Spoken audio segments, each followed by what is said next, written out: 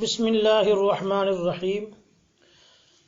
معزز سامعین، غیبت کے عنوان پر عرض کرنا ہے۔ حضرت ابو ہریرہ رضی اللہ تعالی عنہ سے روایت ہے کہ حضور اکرم صلی اللہ علیہ وسلم نے فرمایا، تمہیں معلوم ہے کہ غیبت کسے کہتے ہیں؟ صحابہ کرام نے عرض کیا کہ اللہ تعالی اور اس کے رسول ہی جانتا ہے۔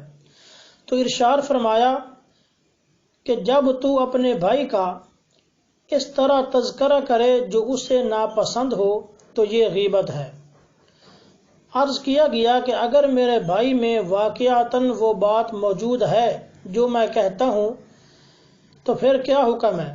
تو آپ نے ارشاد فرمایا کہ اگر اس میں وہ بات موجود ہے جو تو کہتا ہے تو یہ غیبت ہے، اور اگر اس میں وہ بات ہے ہی نہیں پھر تو نے اس پر بہتان باندھا۔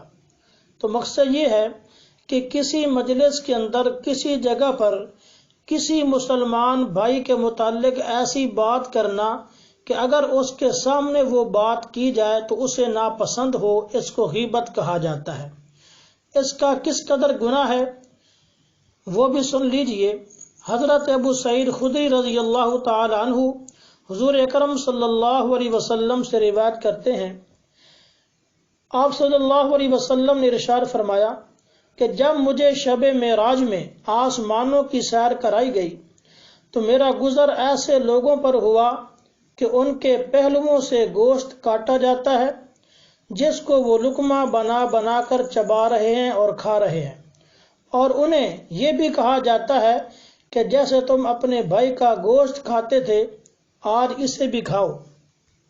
میں نے پوچھا کہ یہ کون لوگ ہیں؟ تو حضرت جبرائیل امین علیہ السلام نے جواب دیا کہ یہ آپ کی امت کے غیبت کرنے والے لوگ ہیں۔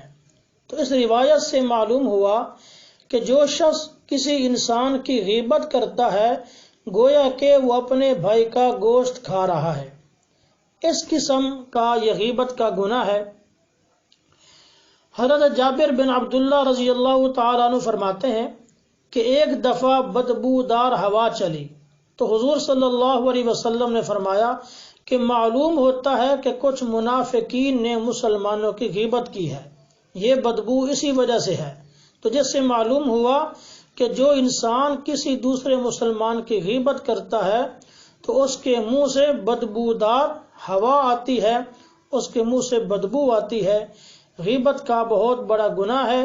ایک حدیث پاک میں آپ صلی اللہ علیہ وسلم نے فرمایا، الغیبت اشد من الزنا، کہ غیبت کا گناہ زنا سے بھی زیادہ سخت ہے۔ اس لیے تمام مسلمانوں سے گزارش ہے کہ غیبت سے اجتناب کریں۔